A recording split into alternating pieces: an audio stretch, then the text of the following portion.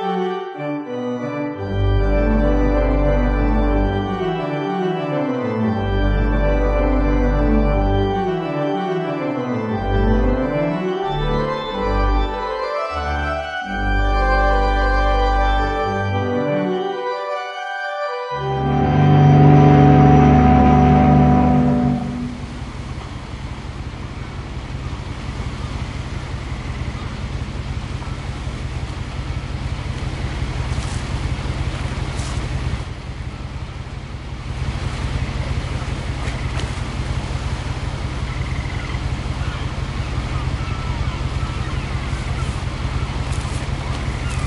lot of this isn't going to make sense.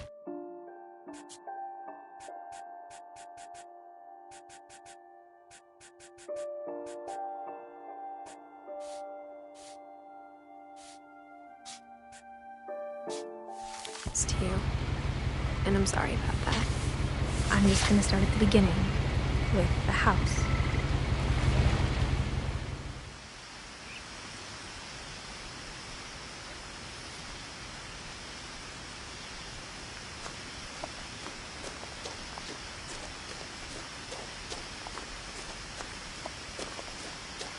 I lived here until I was 11, but I wasn't allowed inside half the rooms.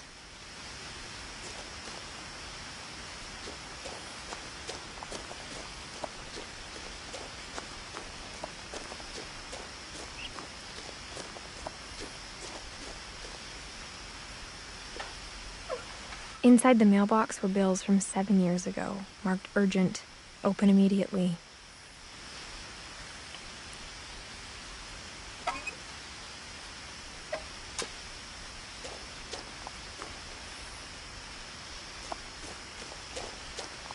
I hadn't been back since my brother Lewis's funeral.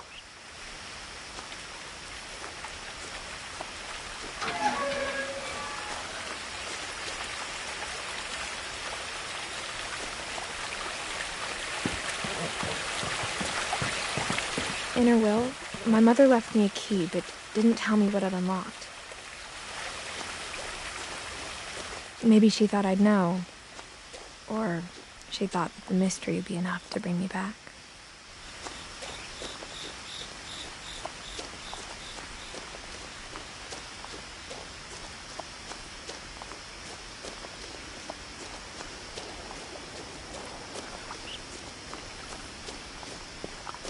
The truth is, even after I inherited the house, I never thought I'd come back to it. But now I had questions about my family that only the house knew the answers to.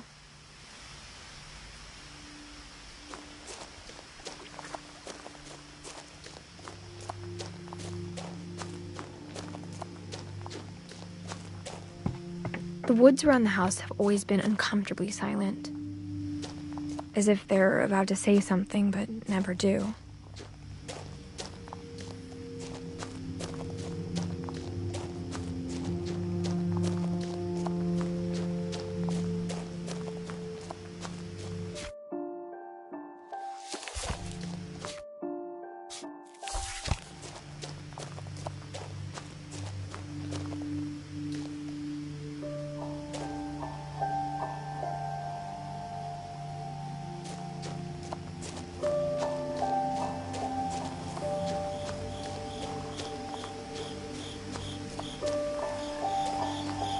The house was exactly like I remembered it, the way I'd been dreaming about it.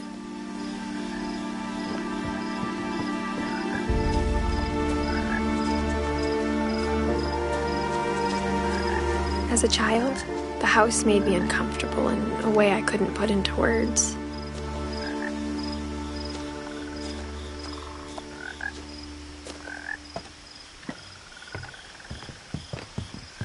Now, as a 17-year-old, I knew exactly what those words were. I was afraid of the house.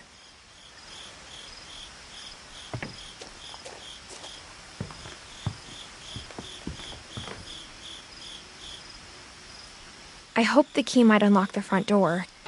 It didn't.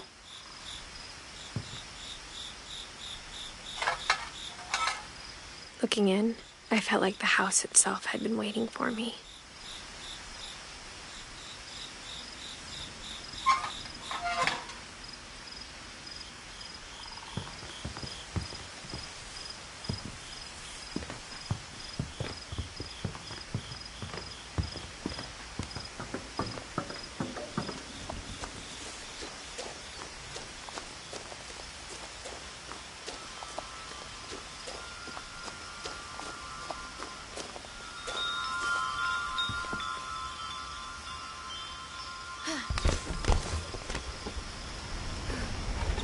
Crawling through the doggy door used to be a lot easier when I was 11.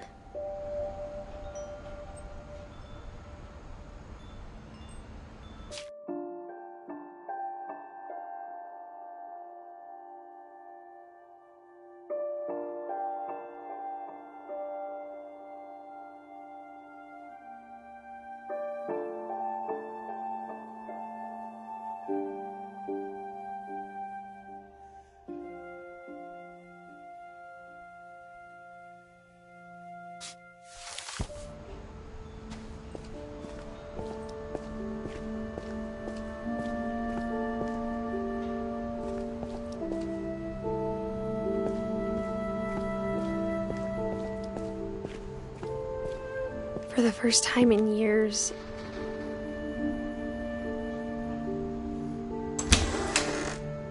I felt like I was home.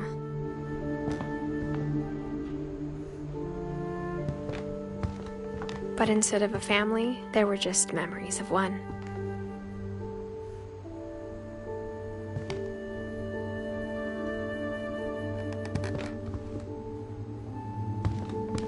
Like how only one restaurant would deliver to our house, so we had Chinese a lot.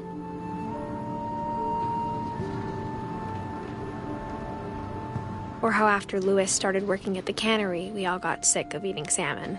Except our cat, Molly.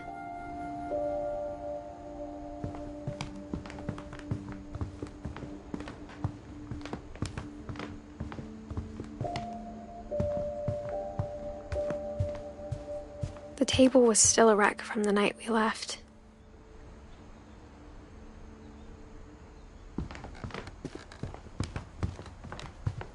It was like a bomb had gone off, killing everyone but sparing the furniture. My mom was the only one of us who could imagine Great-Grandma Edie living in a nursing home.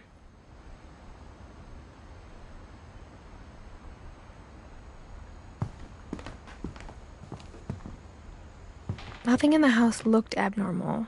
There was just too much of it, like a smile with too many teeth.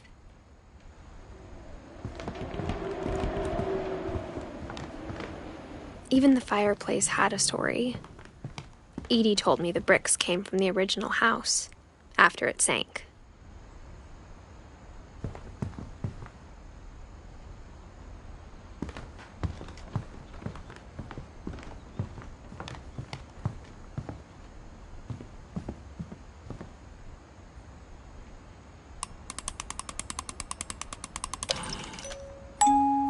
Great-Grandpa Sven built a music box for Barbara, along with the rest of the house.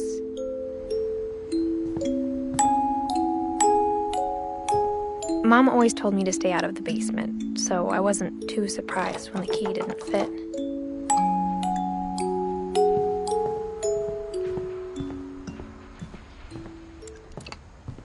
My mom wasn't much of an optimist, but she never stopped believing that my brother Milton was alive.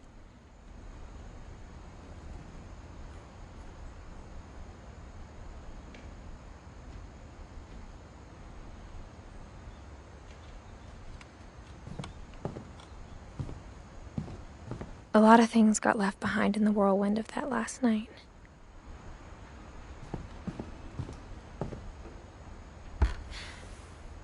Edie told me once that every Finch who ever lived is buried somewhere in the library.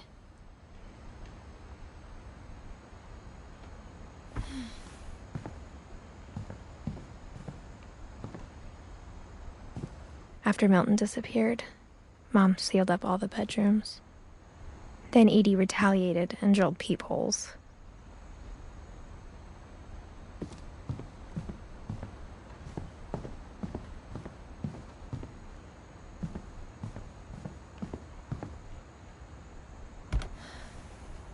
Molly always seemed like a girl I could imagine being friends with, if she hadn't died in 1947.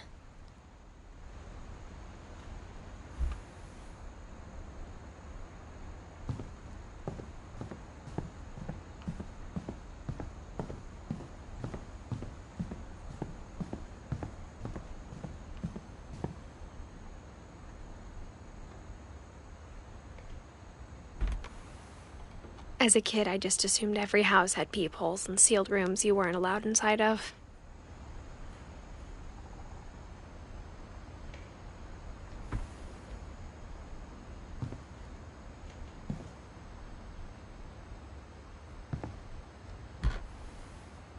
My Grandpa Sam spent 7 years sharing a room with his dead brother, Calvin.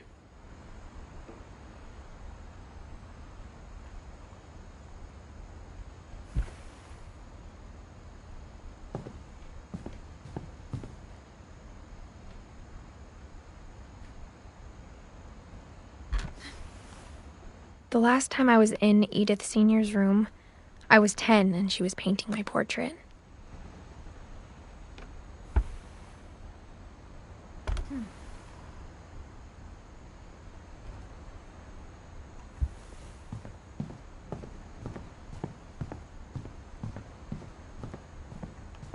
Whenever people ask me about my family, the first thing they always want to know about is Barbara.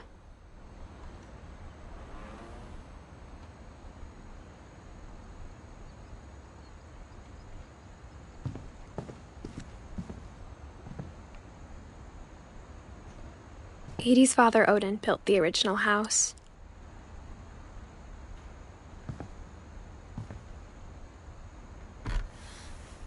Barbara was a child star for 2 years, until America grew out of it.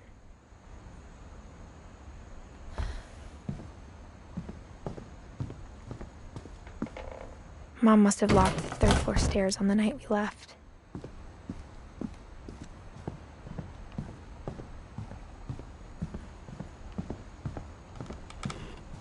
I spent a lot of time playing in Great Uncle Walter's room.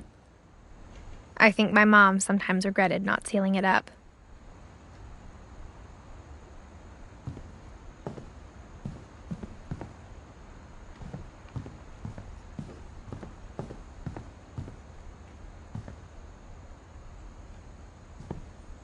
Lewis told me there were secret passages, but I never believed him.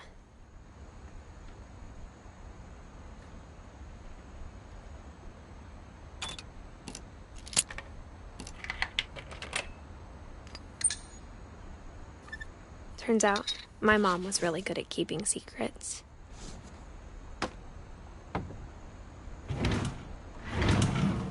Now it was time to find out what my mom had been afraid of.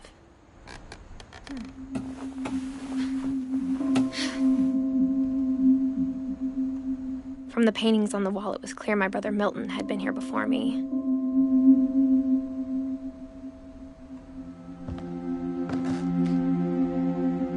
Reading this, maybe it sounds like I had a plan.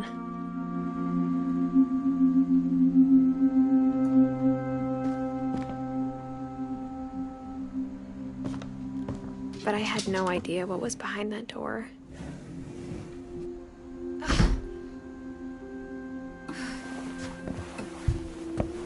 Just like I had no idea where all this was gonna lead.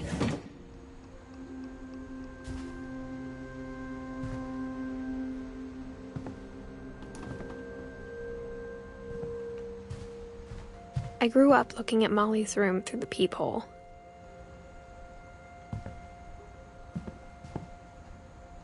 Molly's gerbil had a tiny bedroom with its own even tinier gerbil cage.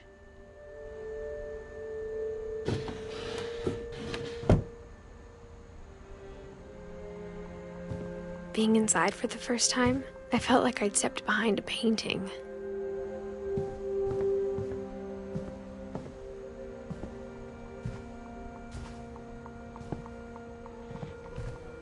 I got the sense Edie had spent a lot of time here, before my mom sealed the doors.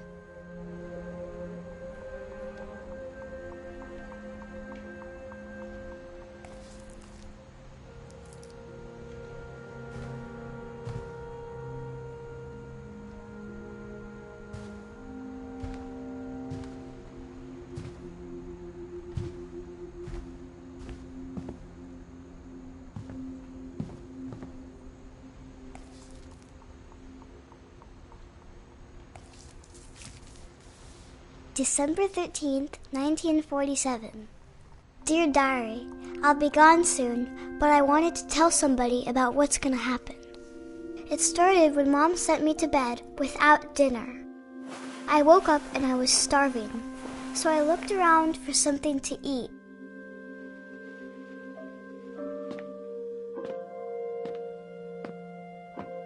The gerbil food was dry, but I didn't mind it.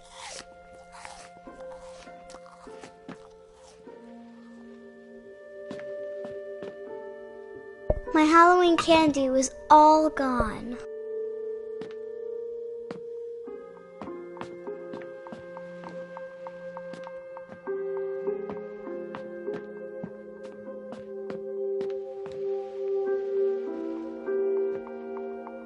I thought about eating Christopher, but I held back.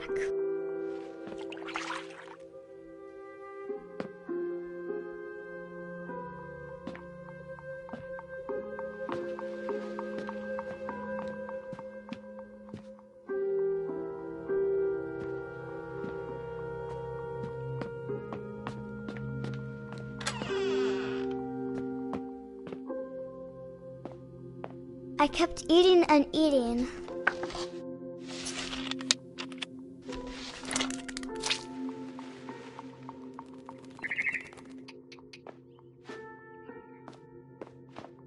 I ate a lot of things that night.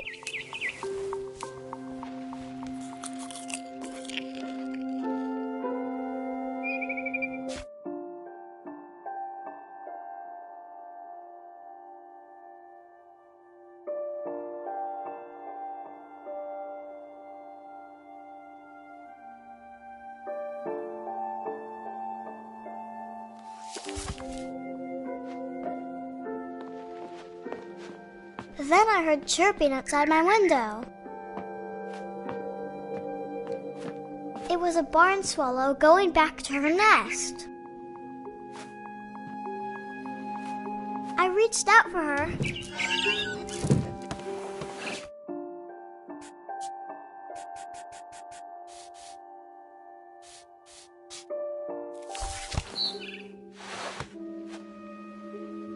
And suddenly, I was a cat.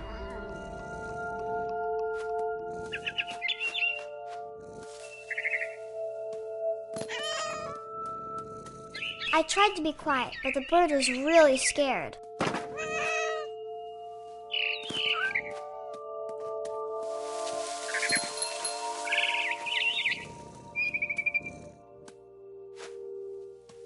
Mom and Dad didn't even look at me.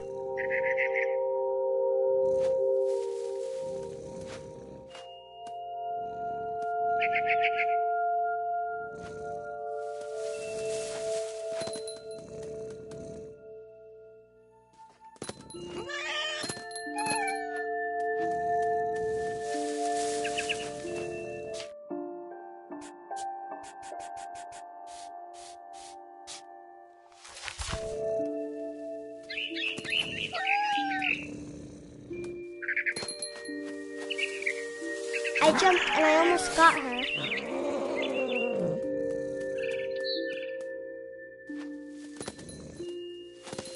I could tell she was getting really tired.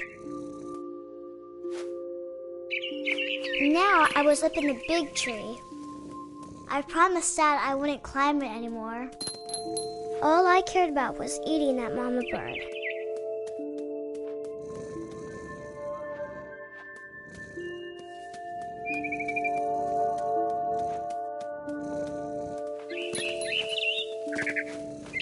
I gobbled her up. And suddenly, I was an owl. First, all I heard was the wind. Then I heard little teeth nibbling in the grass.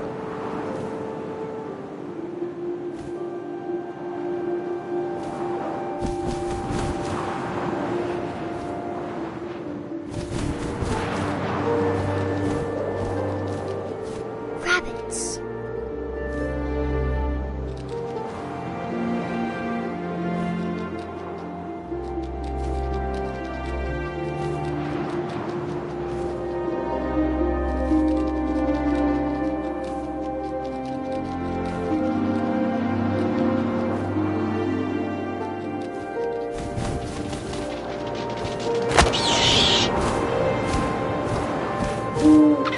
I imagined his face looking up and seeing mine through my talons.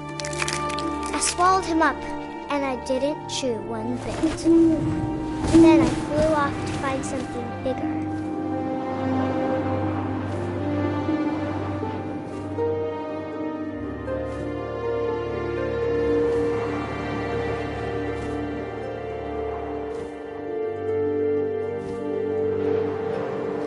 A mama rabbit.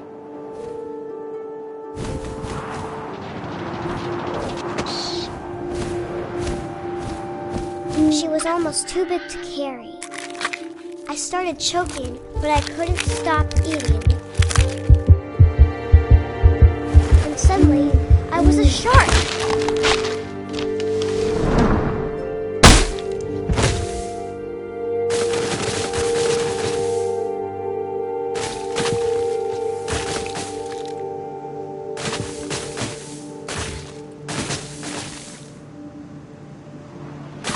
I rolled off a cliff and into the ocean. Now, I was hungrier than ever.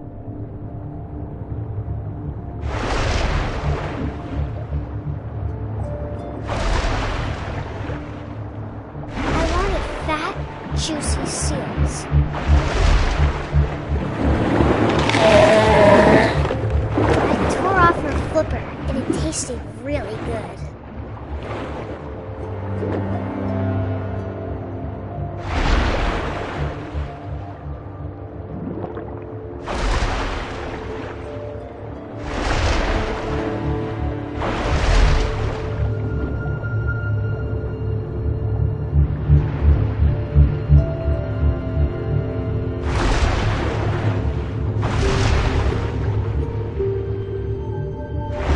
Grabbed on tight.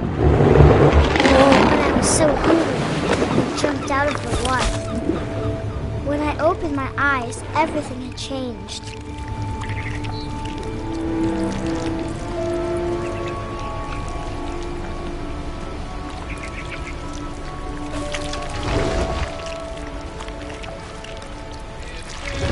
Now I was a monster, and I smelled people everywhere.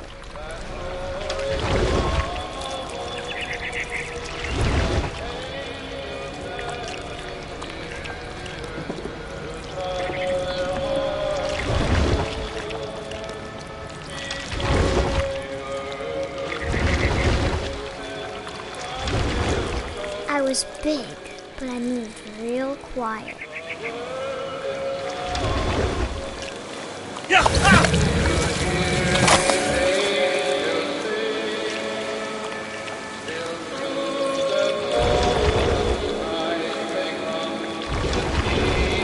I wanted to stop, but also I didn't.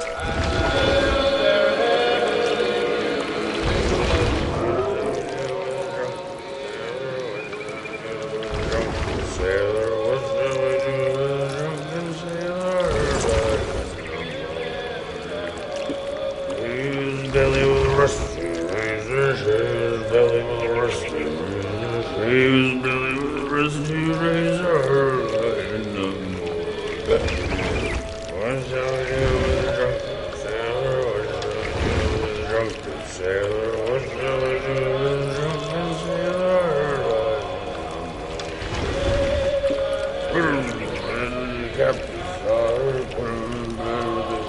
After the last passenger, I was still hungry. And across the water, I smelled something new. Something I had to have, so I swam towards it.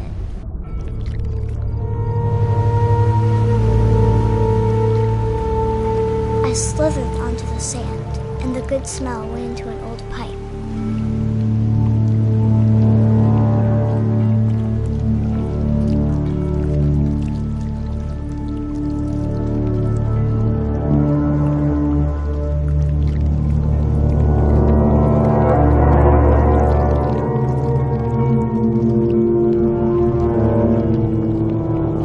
Closer and closer.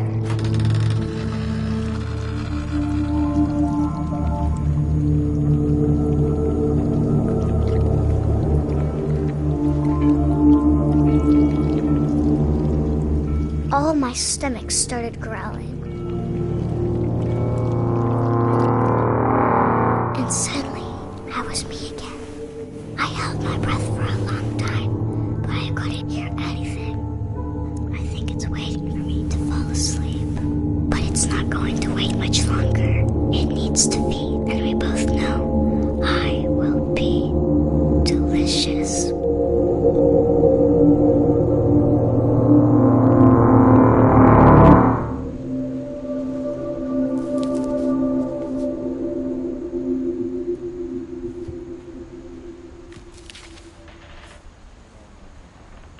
I'm not sure if I believed all of that, but I'm sure Edie would have.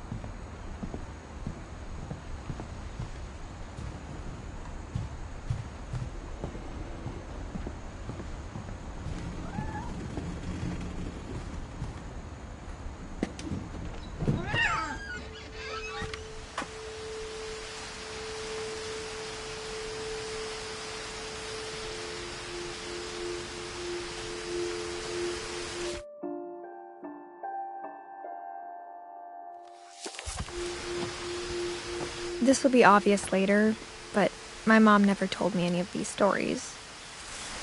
Edie would have, but Mom didn't like bringing up the past. Though, when we adopted a stray kitten, she was the one who named it Molly.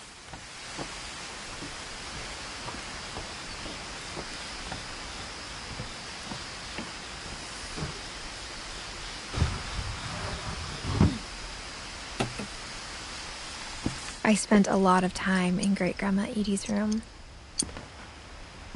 We got along, and it was a good place to hide from my mom.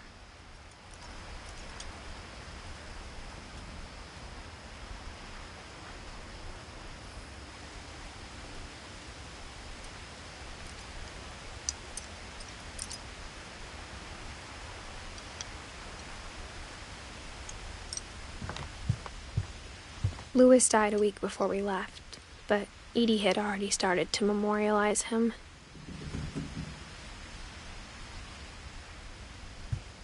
Her room was like a museum.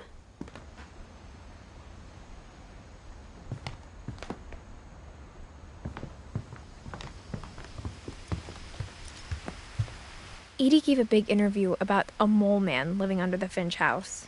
My mom was furious.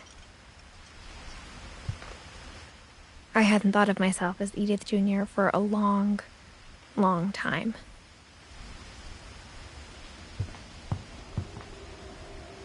One summer, they evacuated the island, but Edie refused to go. For a few weeks, she was a celebrity. When Edie told people Sven was killed by a dragon, she could also have said he was building a dragon-shaped slide that collapsed. She could have, but she didn't.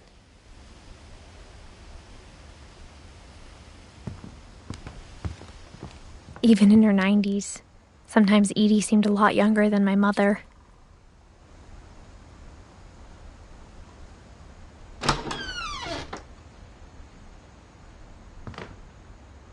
The only trace Grandpa Sam's first wife, Kay, left on the house was the pink bathroom.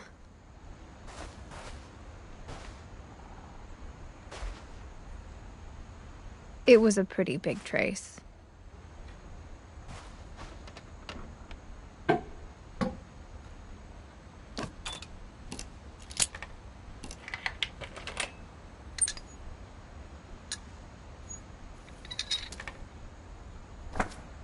There's a secret in this bathroom. It's in the last place you would look. It isn't in the cupboard. It's hidden in this book.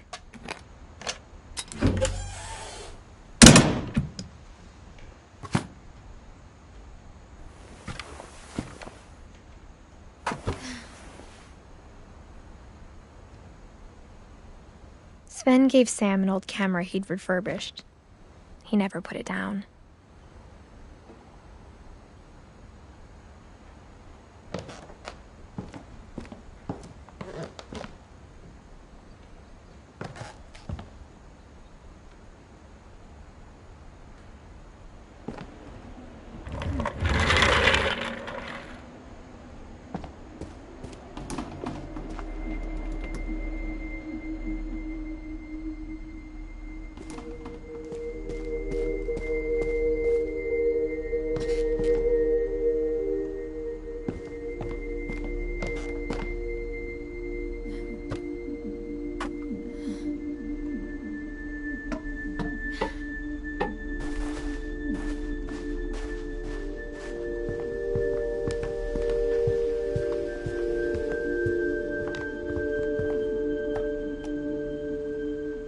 For 500 years, the Finches have been famous throughout Norway for their fortune and misfortune. Odin Finch buries the latest victims of the family curse, his wife Ingeborg and their newborn son, Johan. On January 7th, 1937, he set sail with his family and his house, hoping to leave the curse behind. But 40-foot waves off the coast of Washington send the house and Odin to the bottom of the sea. Odin's daughter Edith, with husband Sven and baby Molly, step ashore on their new home, Orcas Island. Odin Finch is the first to be buried in the new family cemetery. His daughter Edith is already dreaming of a new Finch house.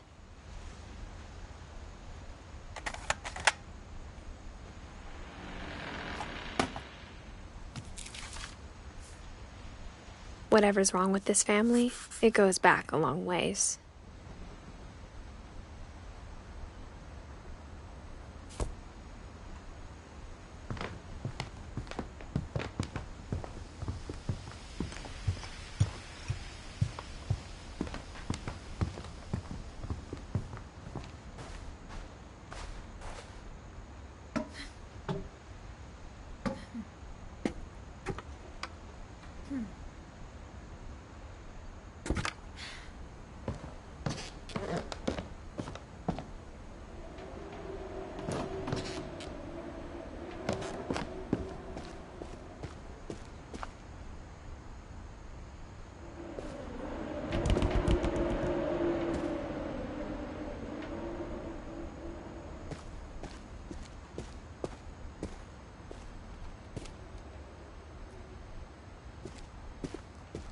I knew Grandpa Sam had a twin.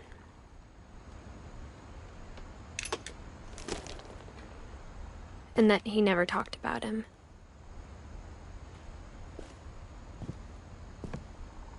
I guess my grandpa didn't like history any more than my mom did.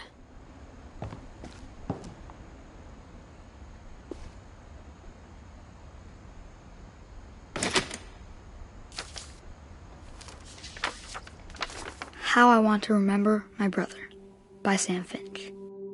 The thing I remember is that when he made up his mind, that was it.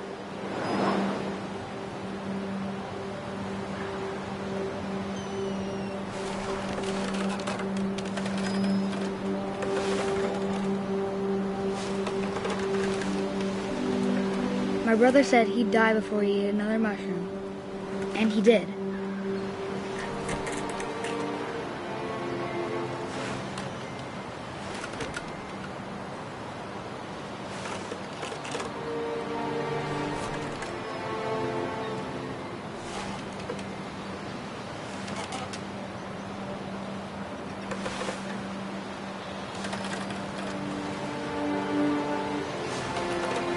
At Barbara's funeral, we swore we'd never be afraid again, and he wasn't. I think Calvin always wanted to fly.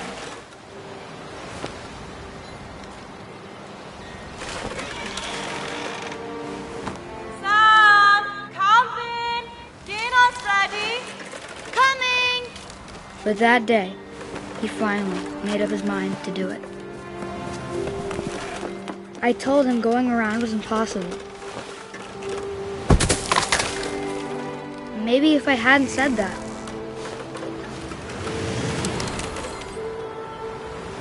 Calvin! I'm not gonna tell you again! Maybe if the wind hadn't picked up. Then maybe he'd still be here. But I doubt it.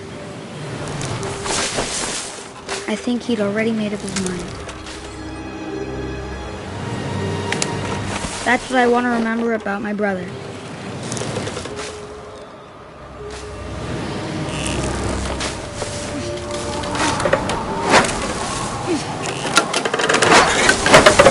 The day he made up his mind to fly. And he did.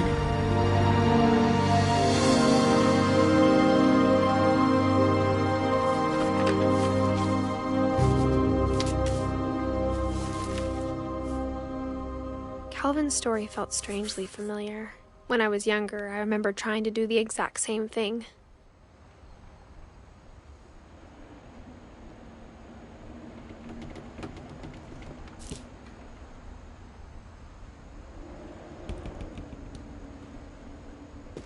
After the funeral, Edie roped off Calvin's half of the room.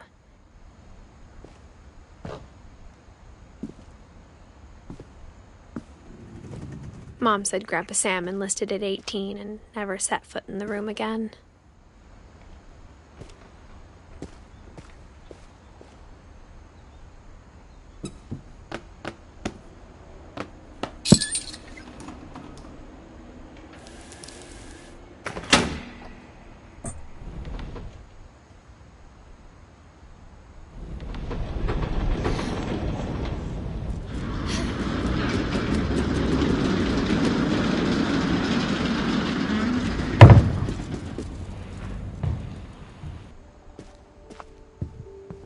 The passages were a pretty tight fit.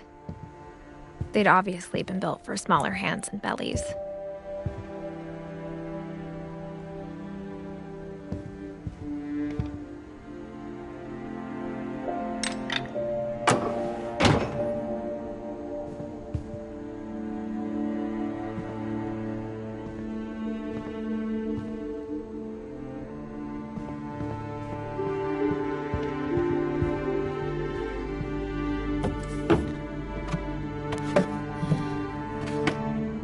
Growing up, I always thought of Barbara as a child star.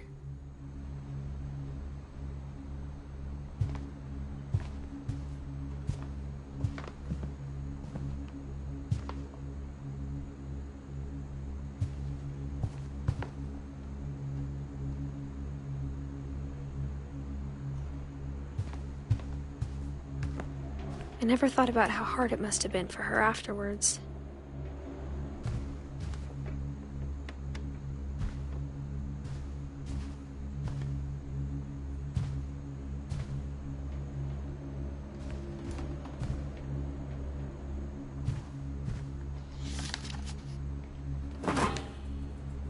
Of all the stories people wrote about Barbara's death, I'm surprised Edie saved this one.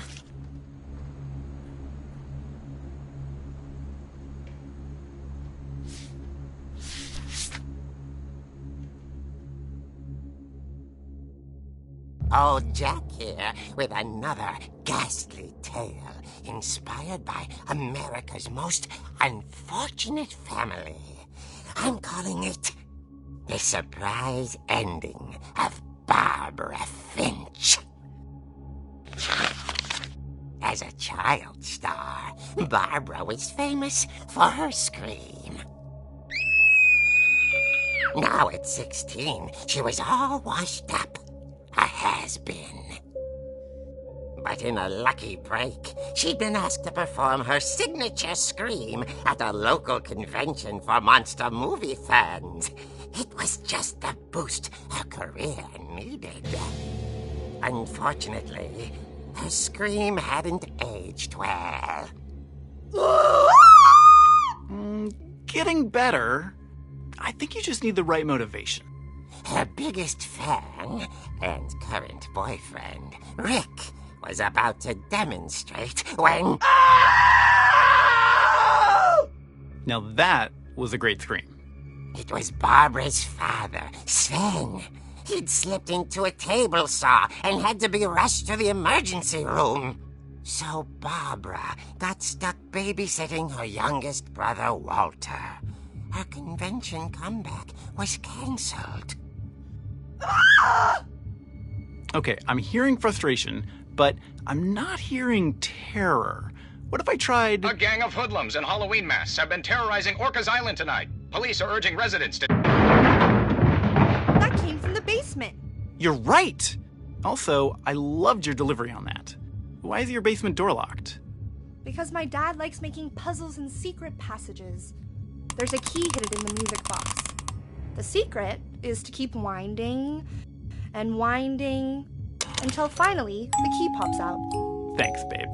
I'll be back in a sec. 20 minutes later, Rick hadn't returned. So Barbara went to look for him, right on cue. She reached for the music box.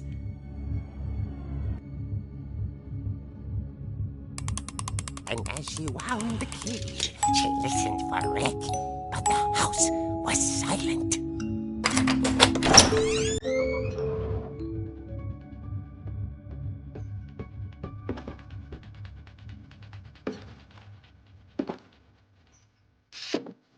She found Rick's crutch and imagined the worst.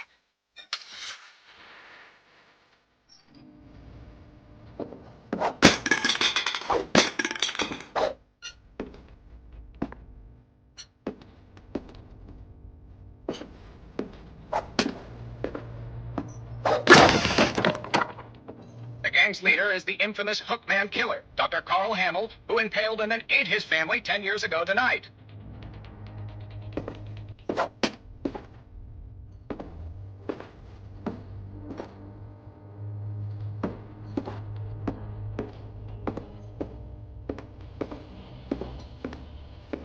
Old Finch rattled and grew still.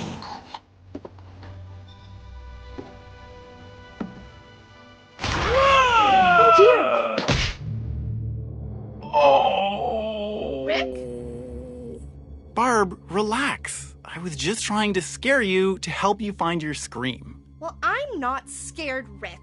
I'm furious. Then act furious. All I'm getting from you now is that you're hurt and confused and She threw him out, but she kept a little something to remember him by. Barb, have you seen my other crutch? And she was still holding it when she fell asleep watching the Late Picture Show.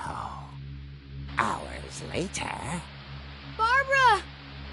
Walter, what's going on up there? Ah!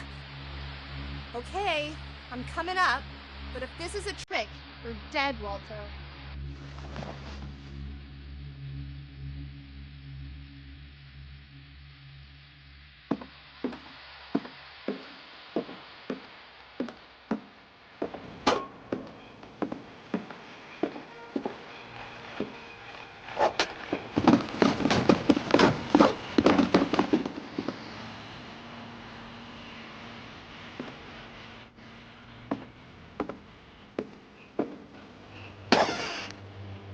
Walter, are you there?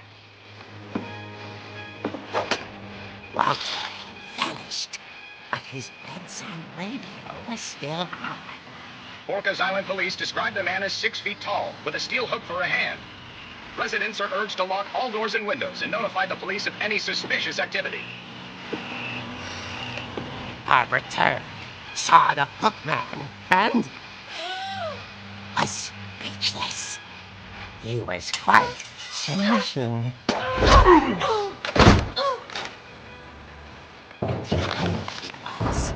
He couldn't get enough of Barbara.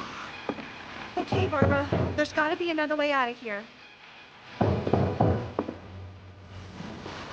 That night, she played her part beautifully.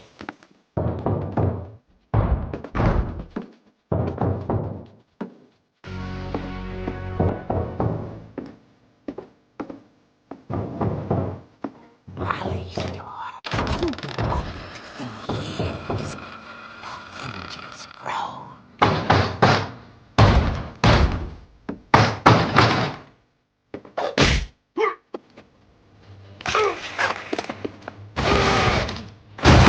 He wasn't moving, but she sensed the story might not be over yet.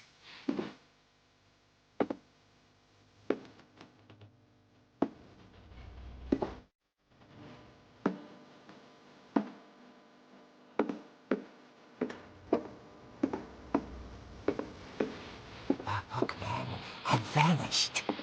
She listened for his breathing, but all she heard was...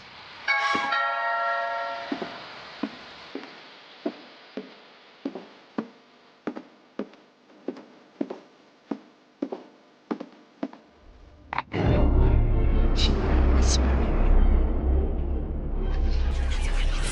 coming from inside the house.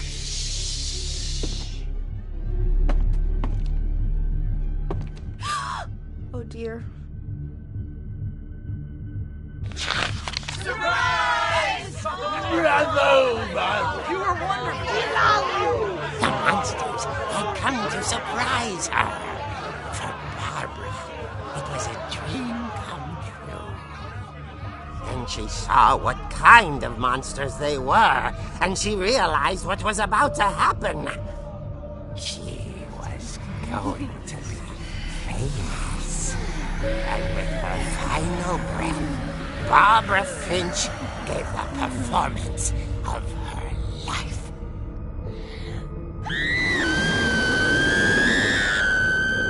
I wasn't there myself, but I hear Barbara was magnificent. Poor girl. She had a taste for stardom. But unfortunately, so did her fans. Of course, the police blamed it all on poor Rick, who disappeared the same night. And little Walter, hiding under his bed the whole time. He took it all pretty hard, but that's another story.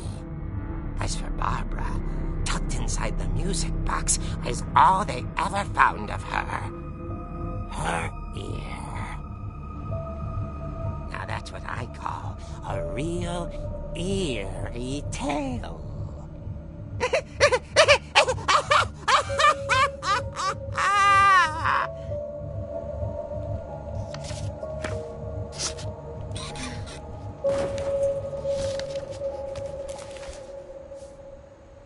Edie told me all Barbara wanted was to be remembered, as absurd as that comic was.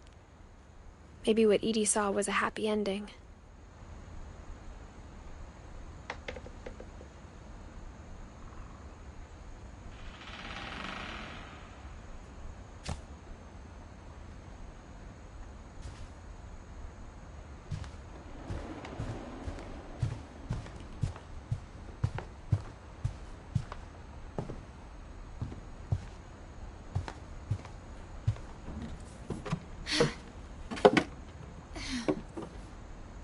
I guess now I know why Mom didn't like me playing with the music box.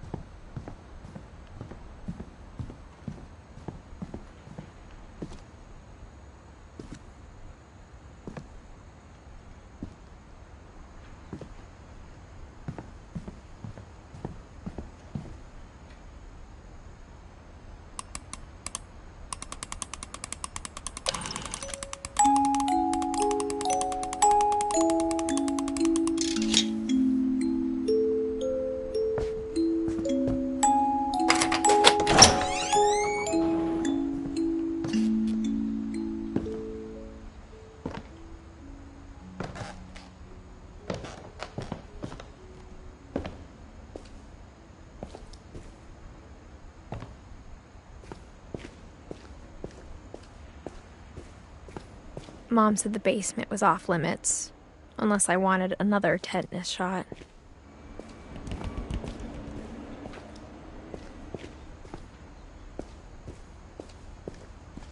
I saw Edie sneak down to the basement once, carrying packages.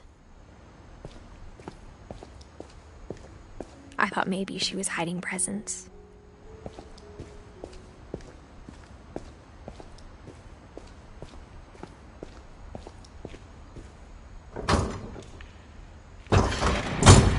It turned out she was hiding a lot more than that.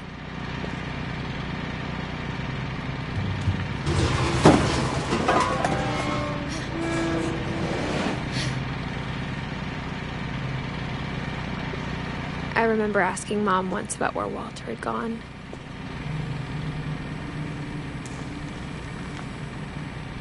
She said after Barbara died, he got as far away as he could.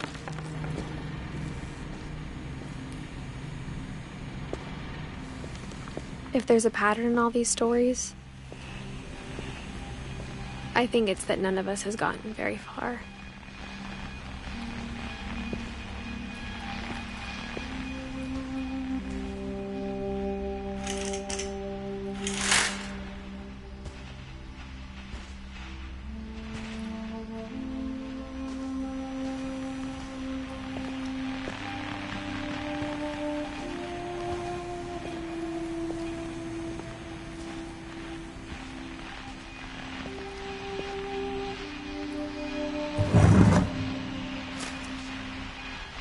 Goodbye, everyone. I can't believe I've been down here for 30 years. On that first day, after the shaking started, I didn't think I'd survive a week.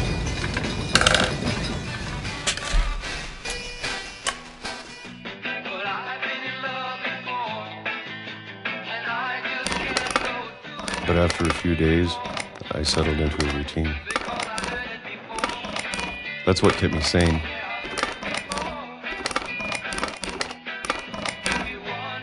Having a schedule, living for today. I always expected to be dead tomorrow. But if you wait long enough, you get used to anything.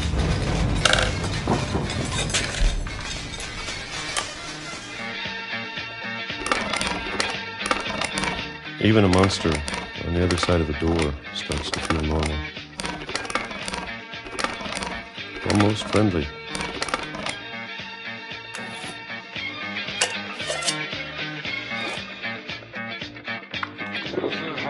And then one day, everything just stopped. Whatever that thing was, it was gone. Maybe it got tired of waiting. Or maybe I just got tired of being afraid.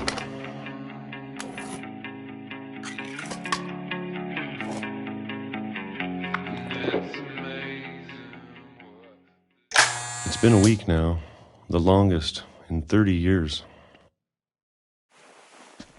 I'm done waiting. I have to leave while I still can.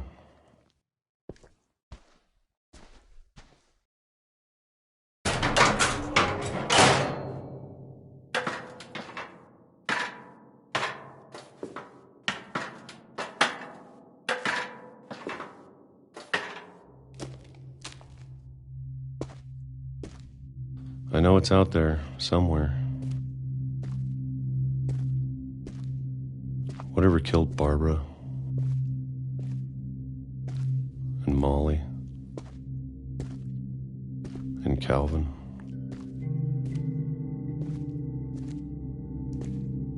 Maybe this is all a mistake. But I need to stop living the same day. Even if it kills me.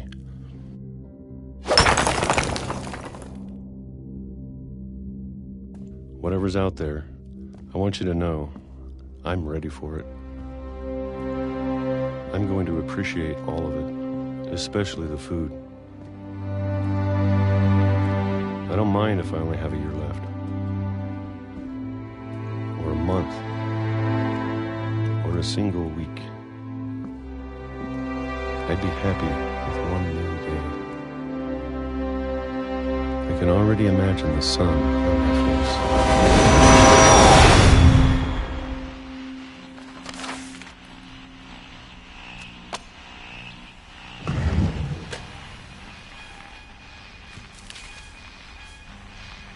Walter died when I was 6.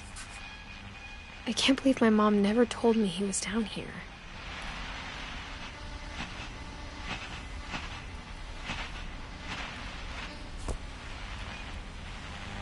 I'm sure my mom was trying to protect me.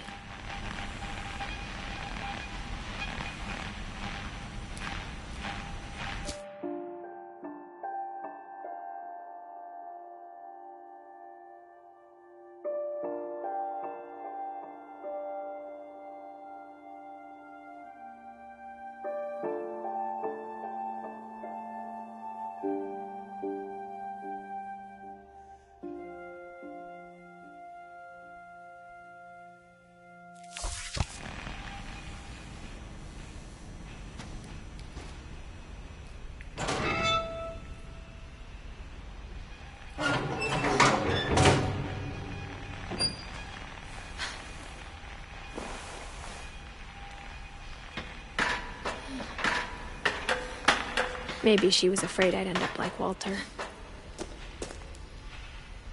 But if she never told me about an uncle under the house, I can only imagine what else she was hiding. I don't want to make the same mistakes she made. Trying to bury something that's still alive.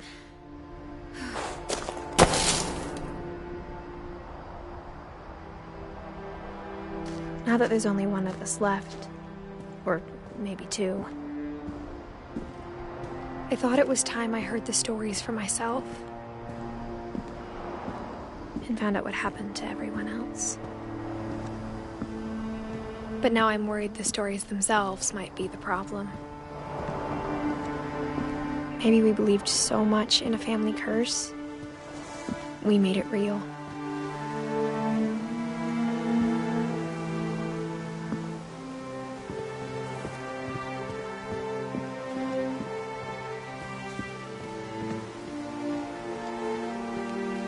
I don't know if I should even be writing this.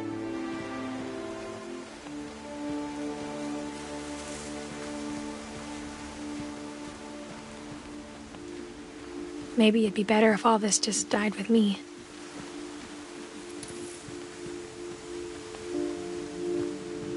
But I thought you should know about your family.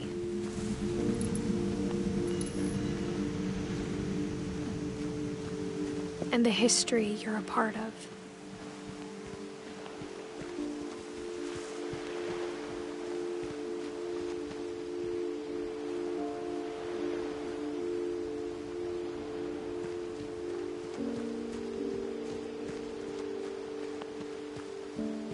Though to be honest, I feel as lost as you probably do right now.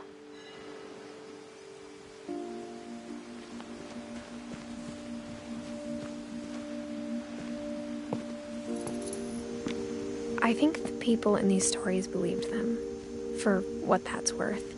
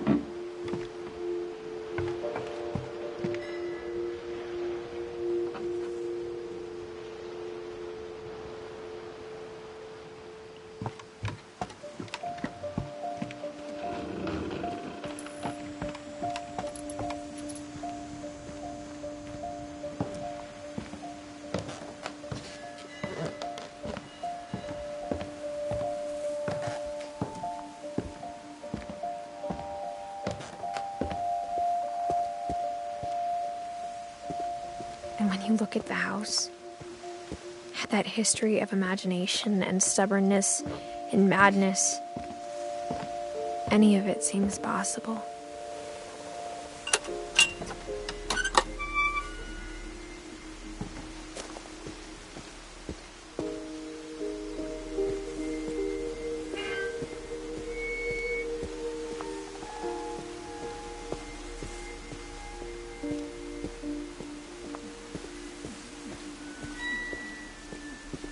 I think we've been surrounded by death for so long, we've just gotten used to it.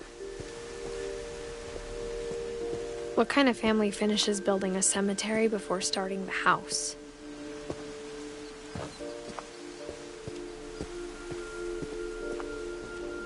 It's embarrassing for me to admit this, but the pet cemetery made me more uncomfortable than the human one. 3 of the gerbils were mine, and 2 had been my fault.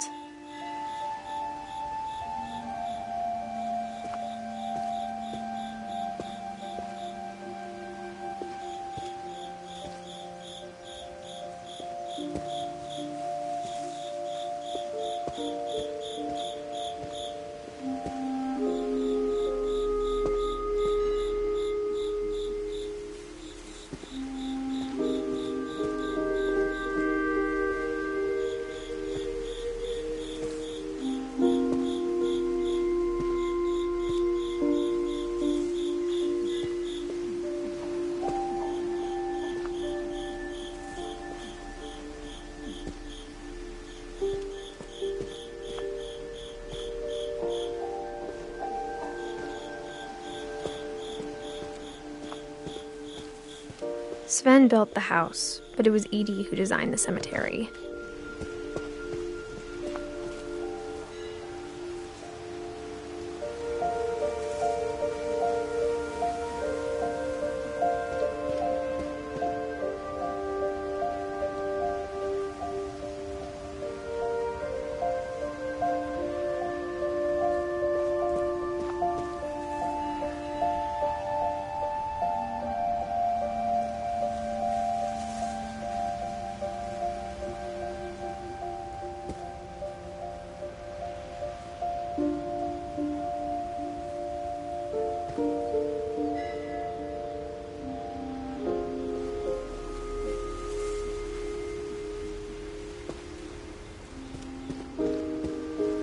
I'm sure Odin's monument had been Edie's idea.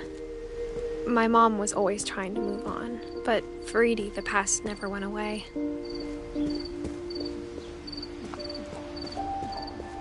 She could see it poking out of the water at low tide.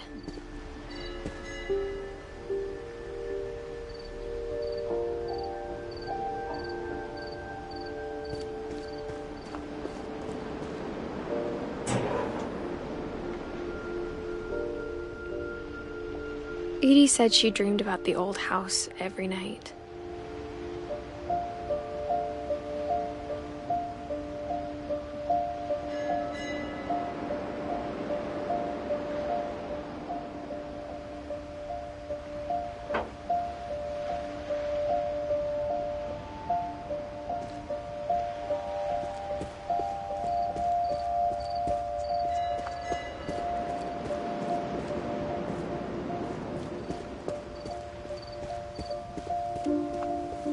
Edie's side was always easier for me to understand.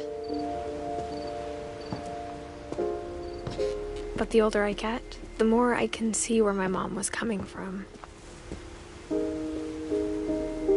Her dad had been pretty strict, but it wasn't enough to save her brothers. She was just trying to do better.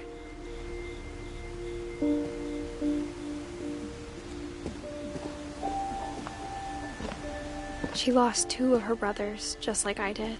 I get why she tried so hard to protect us.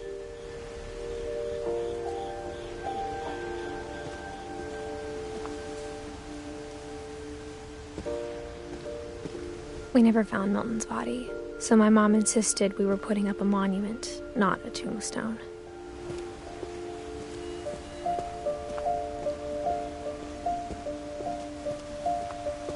There's so many things I wish I could ask my mom now.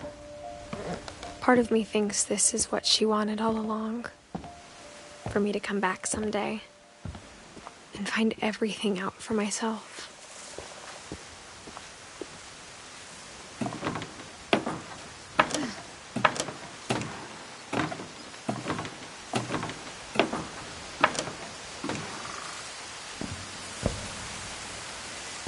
But looking back on it now,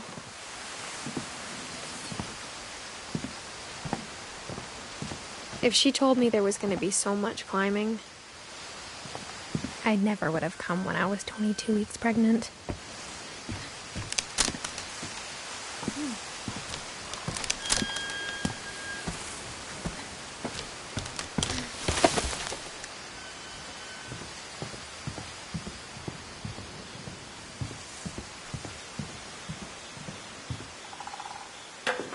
I never met Grandpa Sam, but I think he and my mom had a lot in common.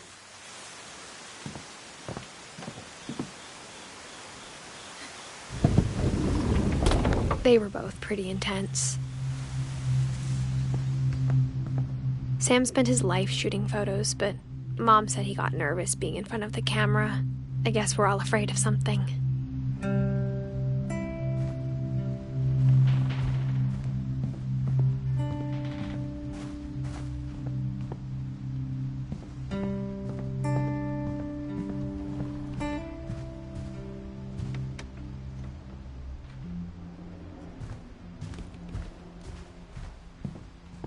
Instead of hiding from death, Sam seemed to go out of his way to meet it.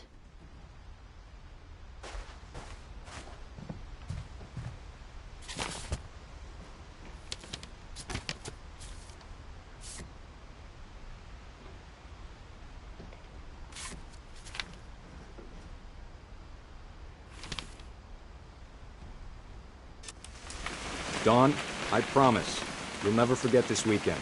Yes, sir. These memories are gonna last a lifetime. What? Am I gonna have to shoot anything? It's a hunting trip, Dawn. Shooting is strongly encouraged. Perfect. It's gonna rain the whole weekend, isn't it?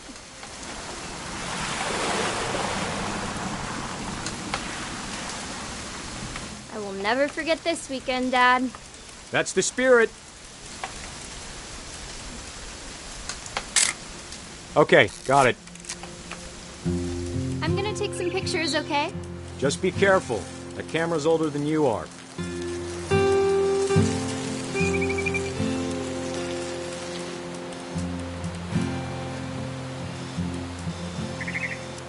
You're right, Dad. It's starting to clear up. Still freezing, though.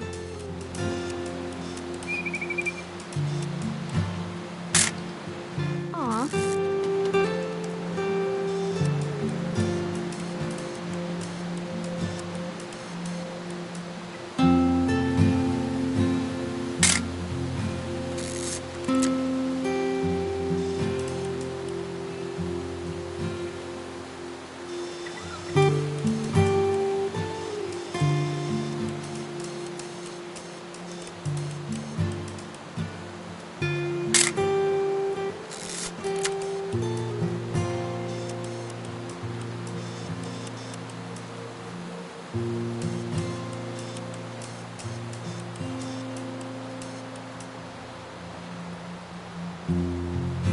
Definitely should not have drunk all that coffee. Hold still while I take a picture of you. I definitely won't be moving. Are you done yet? Does it sound like I'm done? Nothing quite like being outside. Hey! That's a keeper. I'm just saying, I'm not always gonna be here, Don. You'll need to remember this stuff, if you want to survive. I'll be fine, Dad. You know who else thought he was gonna be fine? Some guy who died. Don, I'm being serious. I know, Dad. You're always serious. Doesn't being out here make you want to chill out? Well, to tell you the truth, I haven't been out here in 20 years.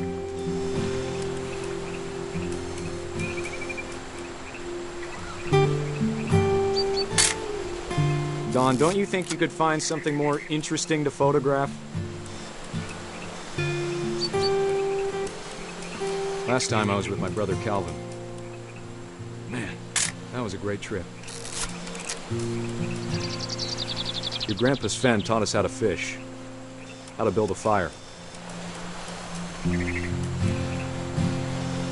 We found an old logging trail. There were deer everywhere.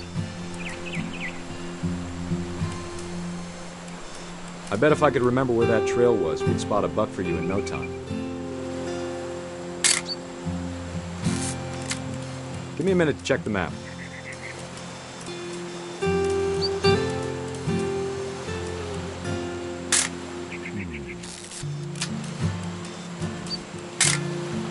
You don't need to waste any more film on me, kiddo.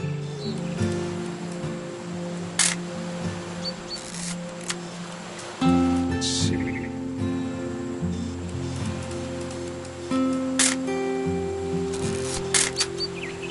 Maybe.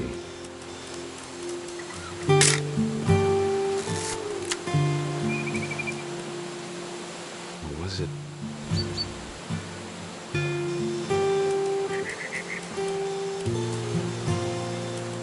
Could have been.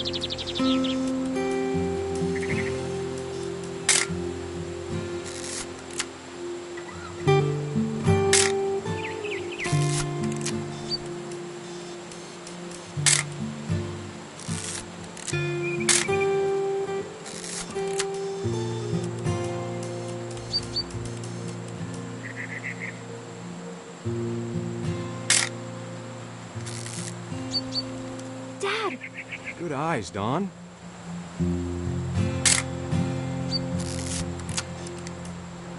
Before you take the shot, let me get a picture of you.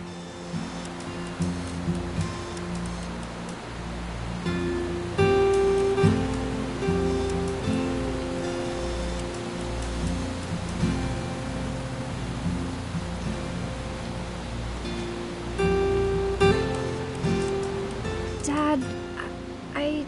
Just breathe. Turn off your imagination. Focus on your target.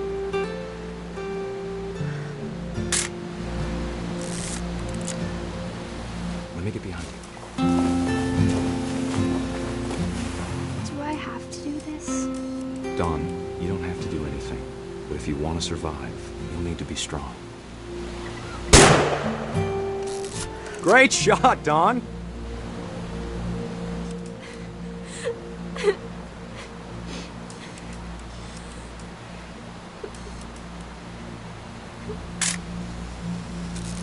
I'm proud of you, Don. Always remember that, okay?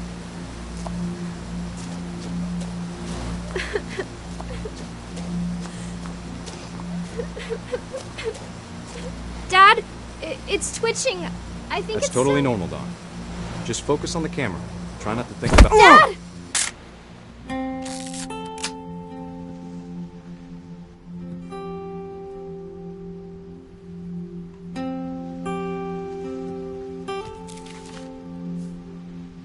Of all these stories, that's the one I wish most that my mom had told me.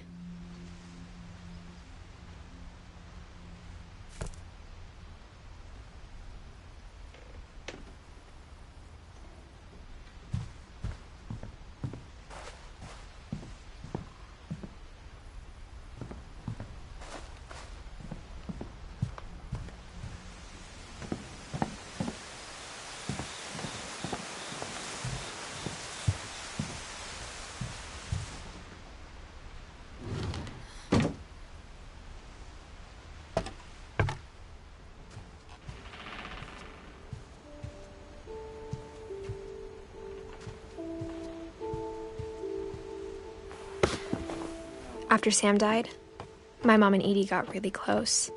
They'd both lost a lot.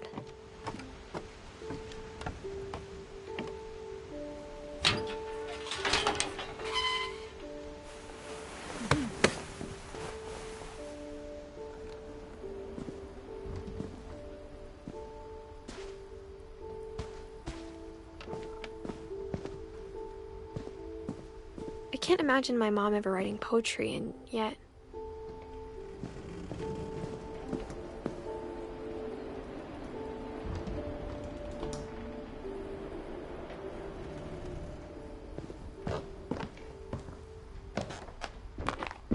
My mom moved up to the loft after her brothers died.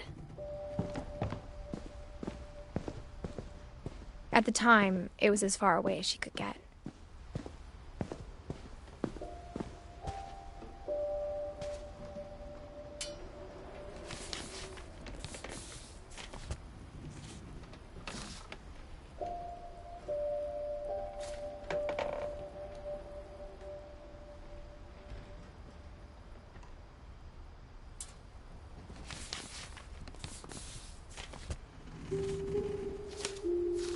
Dear Kay, do you remember the way Gregory used to laugh when he thought he was alone? Like something funny was happening, but only he could see it.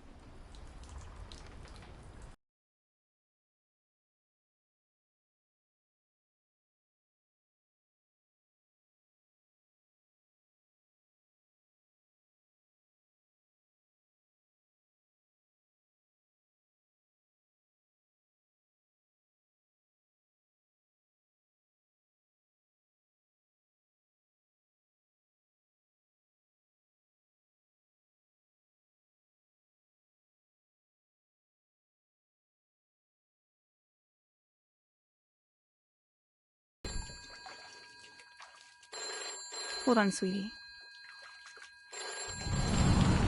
Hello? Sam, I told you I don't want to talk right now.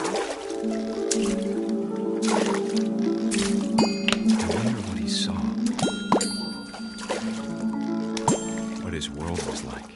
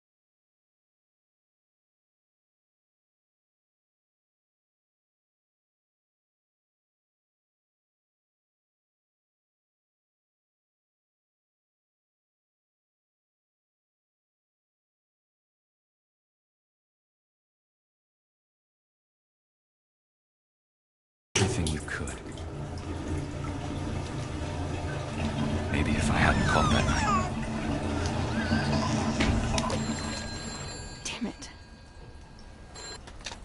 Hold on, I don't want Gregory to hear this.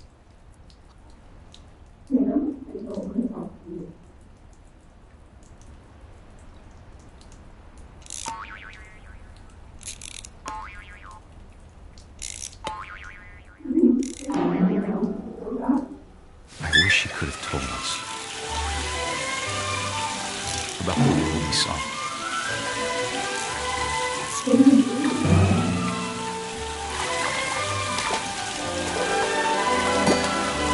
There's so much I don't understand about Gregory, about everything.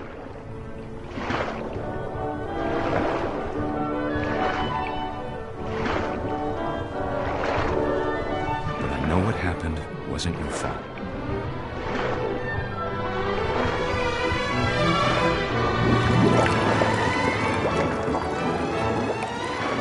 I'm sure it's happened. And he'd want you to be happy too. Good luck, Kay. Love, Sam.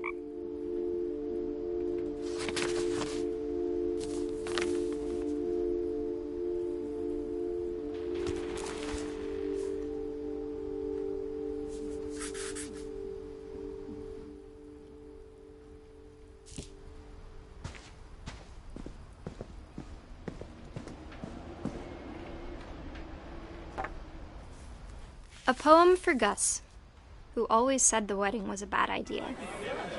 Our father never hit us kids, at least not very hard, before the day my brother said with teenage disregard that he'd be dead before he'd see a wedding in our yard.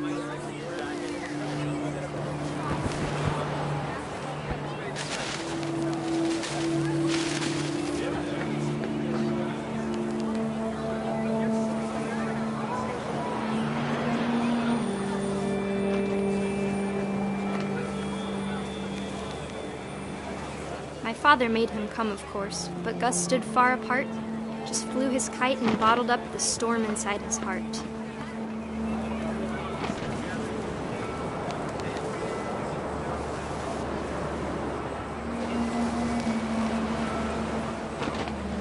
I tried to talk him out of it, but though he'd never met her, "We don't need a stepmom," were the words that I now pronounce you husband and wife. You may kiss the bride.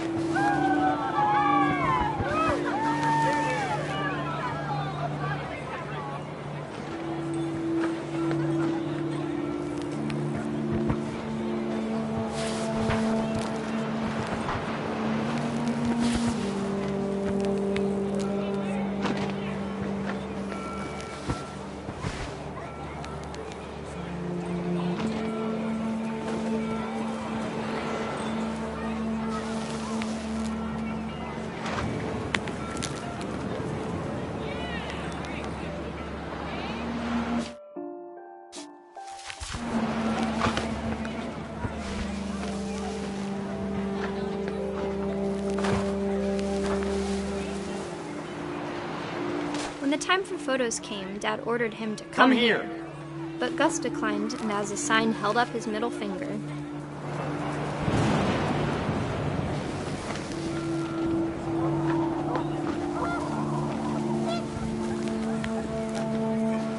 The wind picked up, and panicked geese appeared and quickly went. But all the humans did that day was go inside the tent.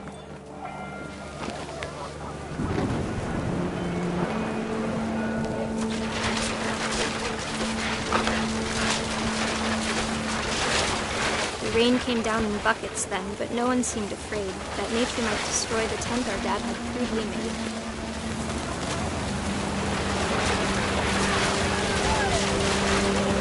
Thunder sounded much too close and full of angry power. But all my father said to this was, "Make the music louder."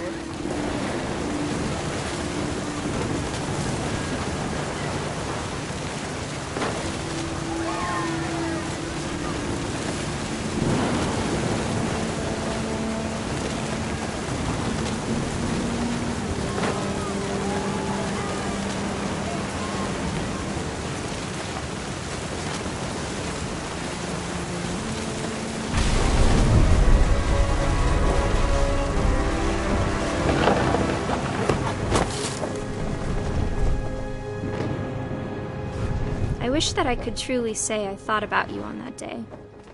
Out there on the beach alone, just you, the wind, the sea, and foam. But I didn't, until we found you.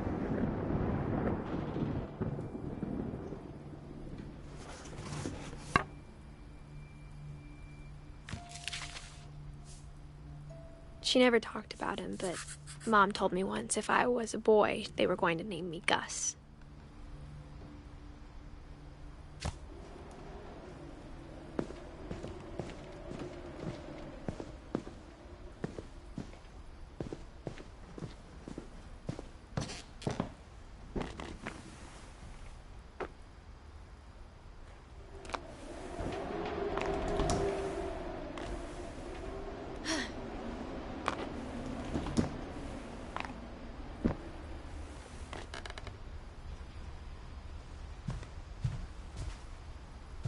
She spent a summer building houses in Calcutta, where she met my dad, Sanjay.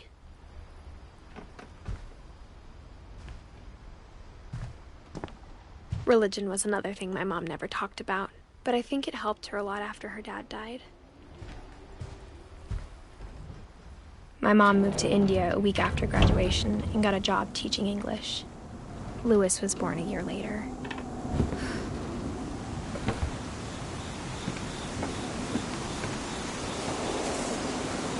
When my dad died, I don't think Mom knew where else to go. I'm sure Edie was happy to have her back.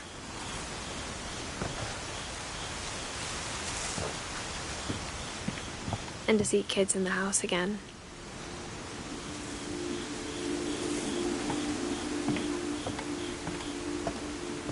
The house had to get a little bigger, but Edie was used to that.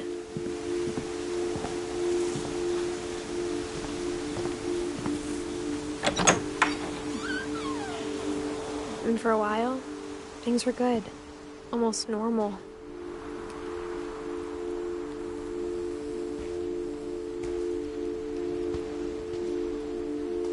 But it didn't last.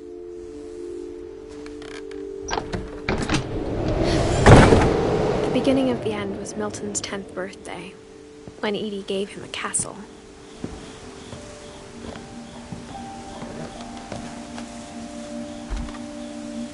After Milton disappeared, the only thing he left behind was a room full of paintings.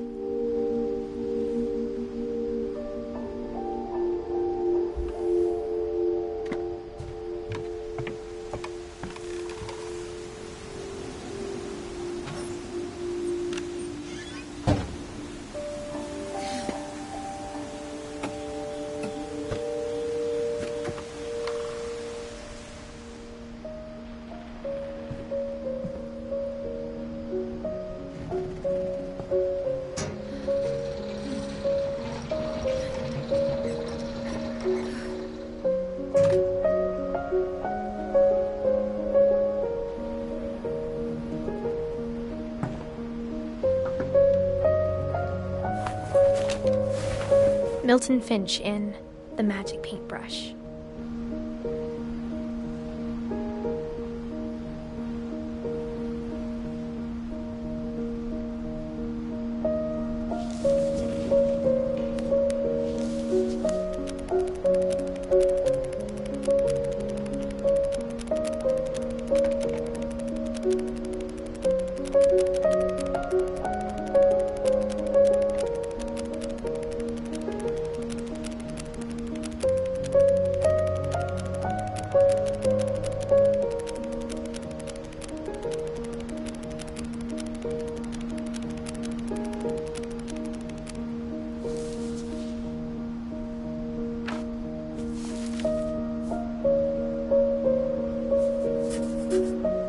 I was 4 when Milton disappeared.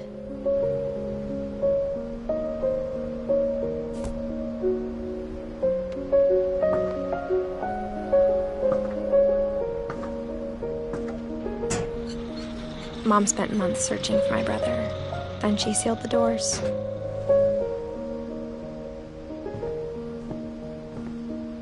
Whatever Milton had found in the house, Mom didn't want it getting out.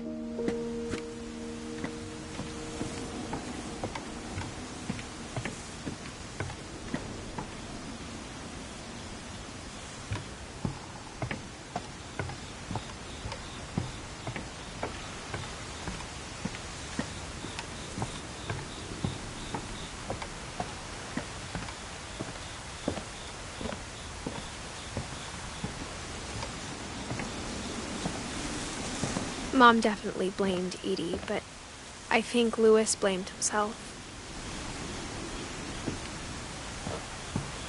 After he graduated, he just spent more and more time in his room, until Mom got him a job at the cannery.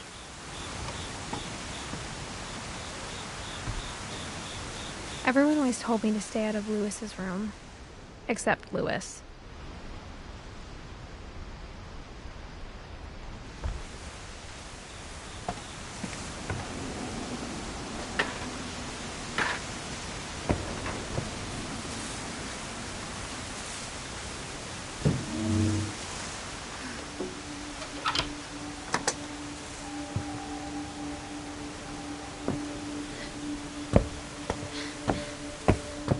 Louis's room smelled very, very familiar.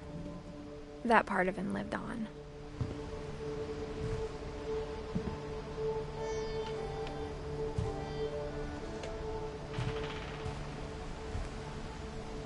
Louis and I spent a lot of time playing games together, but he was surprisingly bad at them. He died a lot.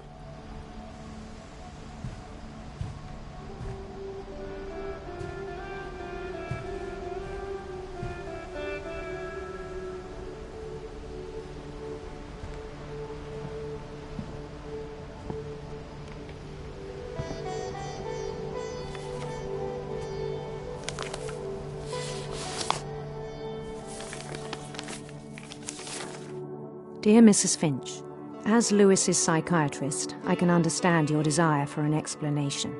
As I see it, the trouble began in January, shortly after we convinced your son to seek treatment for substance abuse. Newly sober, I believe Louis first noticed the monotony of his daily life.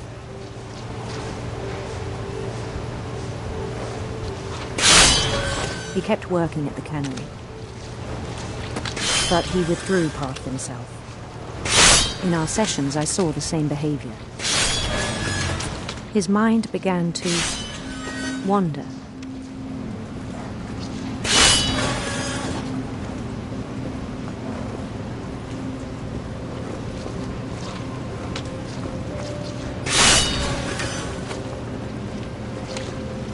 I asked him to describe it.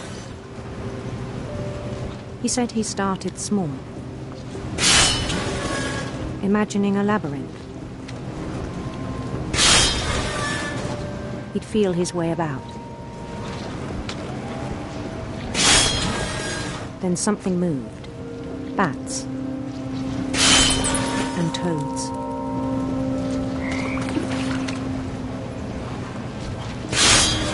And things that have not names.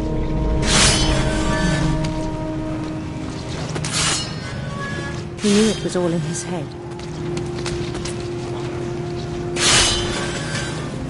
But he took it very seriously. I had hoped he'd find himself.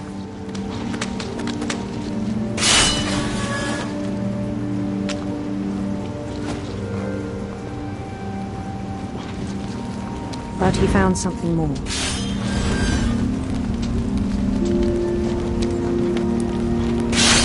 I worried about him then. Daydreaming at the cannery. I spoke with his boss.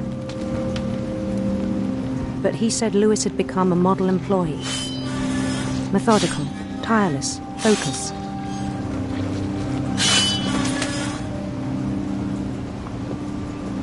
Like a whole new Louis. So I let him go on.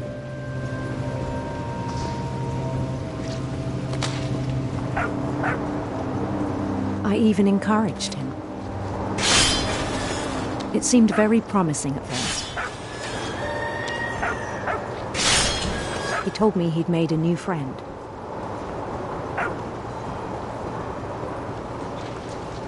On the edge of a city he named Louis Topia. He built the city up slowly, brick by brick.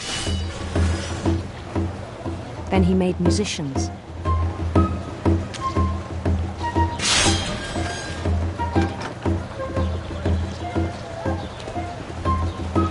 And songs for them to play. He talked about starting a band. and he was always humming something. Every day his imagination grew stronger.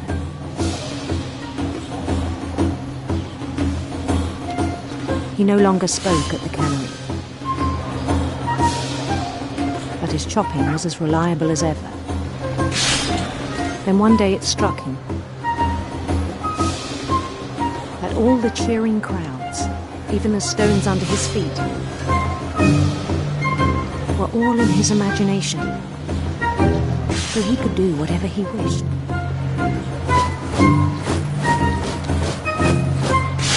He held an election for mayor, and he won. They begged him to stay, but his mind was already wandering. It became a game for him.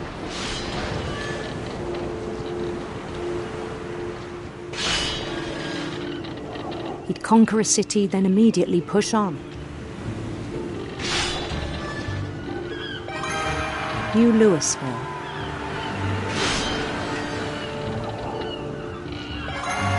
St. Louis. He started drifting away from our reality.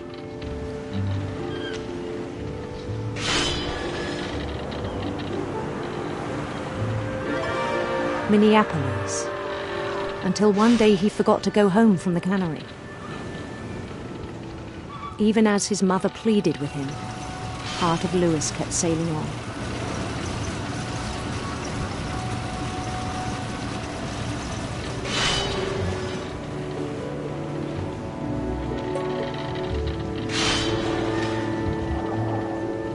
In Louisburg, he heard rumors of a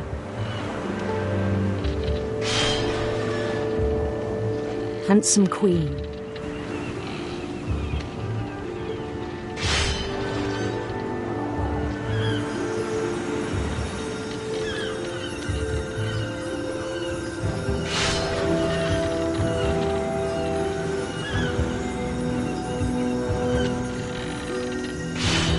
The queen was on her own quest for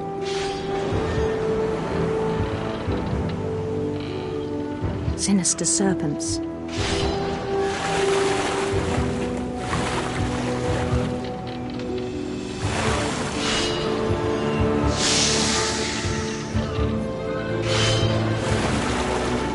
He followed the sound of her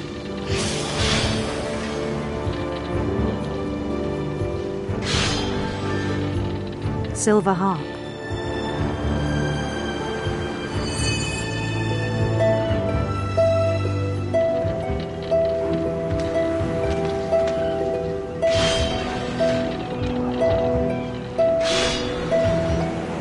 His chase led him to a golden palace east of the sun and west of the moon. Even then, his logic remained sound. He knew the world was all in his imagination.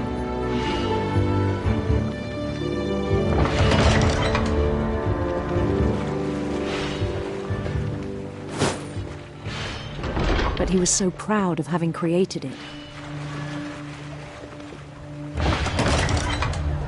In his own eyes, he'd become something greater than a king.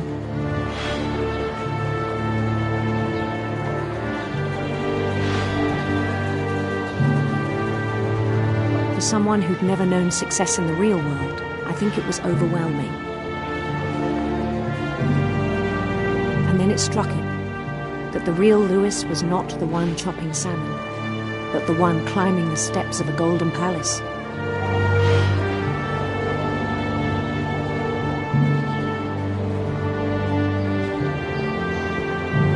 My imagination is as real as my body, he told me. It was hard to argue with him.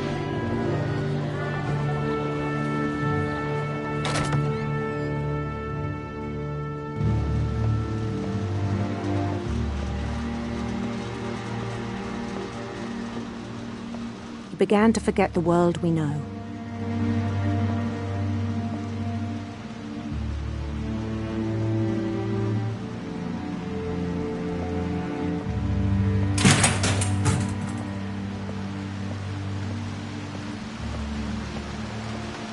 I think it pained him to remember Lewis, the cannery worker.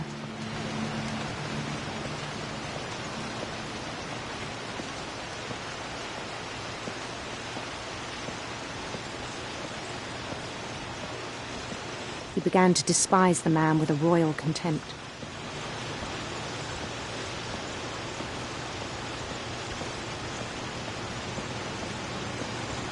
I still thought I could save him.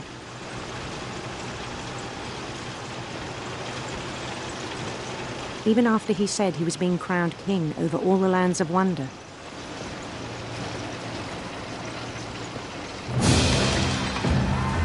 The palace would be packed with his companions.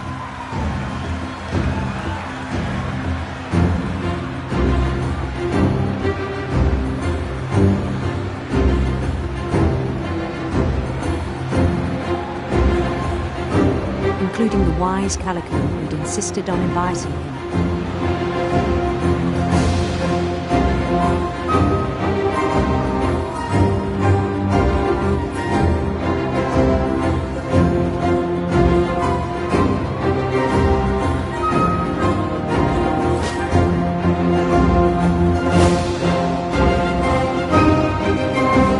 His queen waited, holding his crown.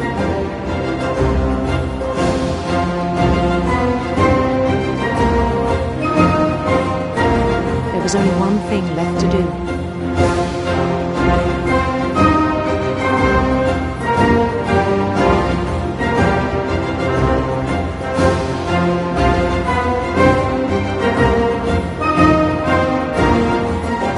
Bend down his head.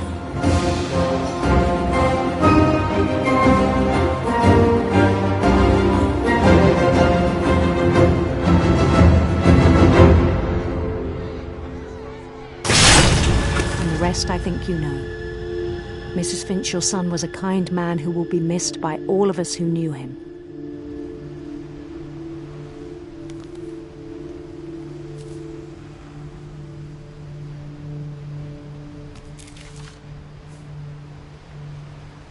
My brother was really cool.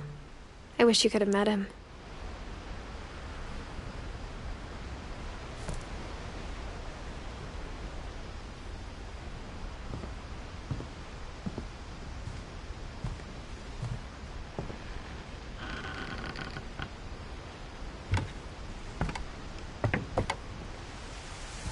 On the way back from Lewis's funeral, my mom told me to start packing. She waited until the day before we left to tell Edie. I'm not sure if she wanted to make it easier or harder.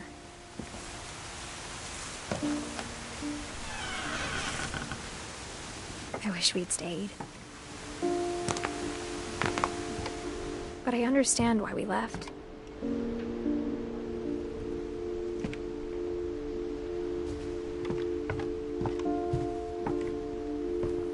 My mom ended up leaving everything behind.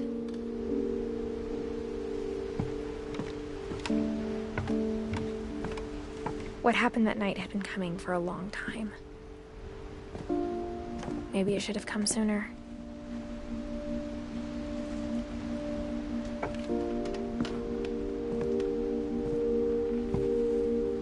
But it had to end one way or another. All that's left now is to tell you about that last night.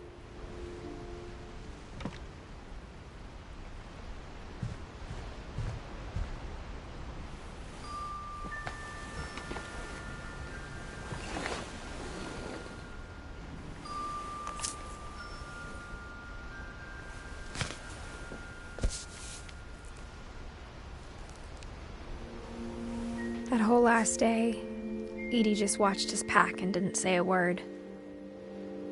Until supper, when she raised her glass and said, "To our final night together, and all our final nights apart." Grandma, you know what I said about alcohol. Some of your medications are very Edith, specific. I left a present for you in the hallway. Why don't you go open it? The grown-ups have to argue now. I'm sorry, you're right. We're all leaving tomorrow. Let's just enjoy our last... I'm not leaving. Edith, you're excused.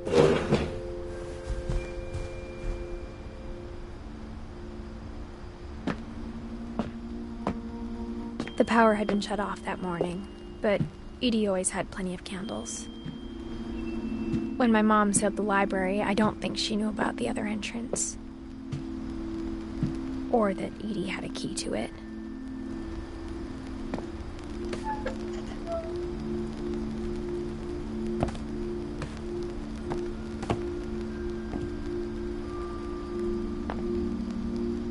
That thing you're afraid of isn't going to end when you leave the house.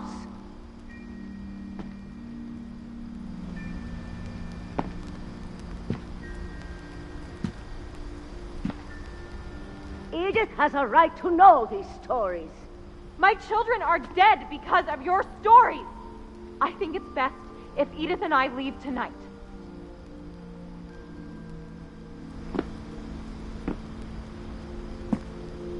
We'll have the nursing home send a van for you in the morning, okay?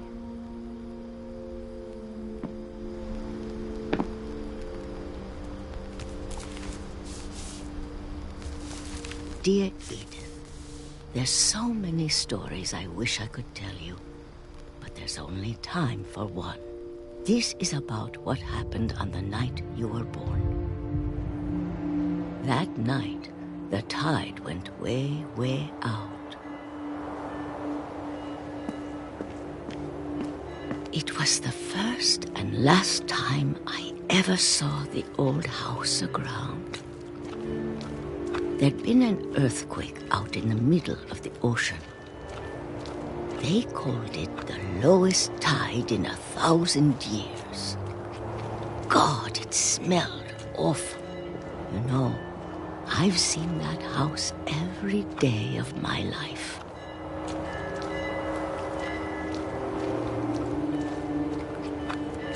But I never thought I'd go back to it. When the fog rolled in, I lost my way.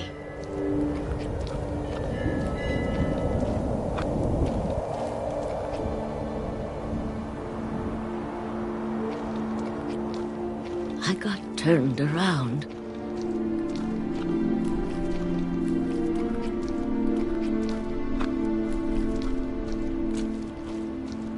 I started seeing things.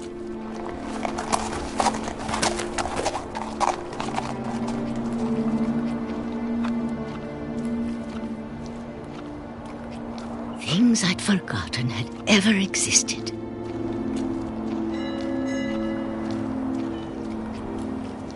But when I saw them, they felt like old friends. That night, a lot of things came back to me. Or maybe I came back to them.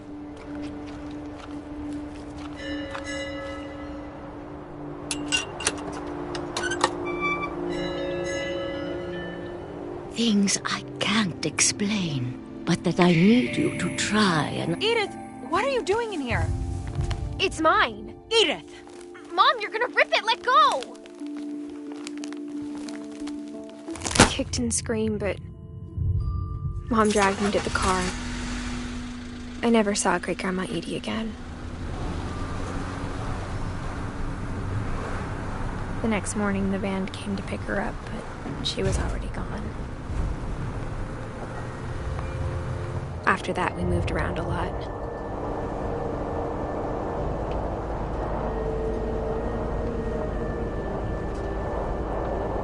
We both tried to make the best of it.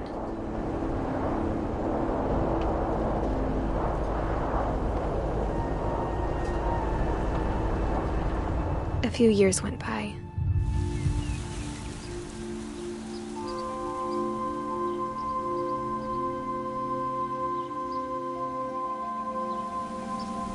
My mom didn't like to talk about it. But she started getting sick a lot.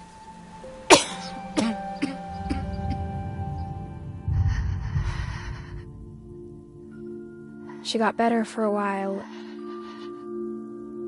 and then she didn't. And then I was alone. The last Finch left alive.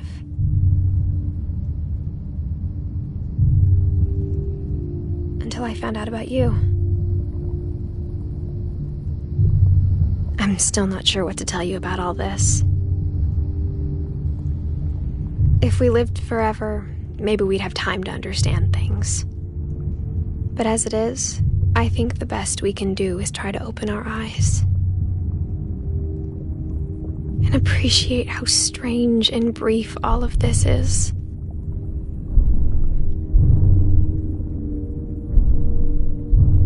This journal was supposed to be for you.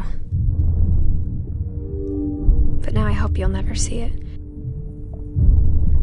I just want to meet you and tell you all these stories myself. But I guess if you're reading this now, things didn't work out that way.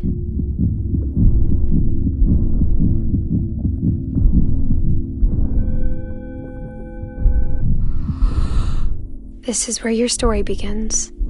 I'm sorry I won't be there to see it. It's a lot to ask, but I don't want you to be sad that I'm gone.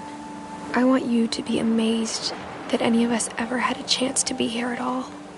Good luck.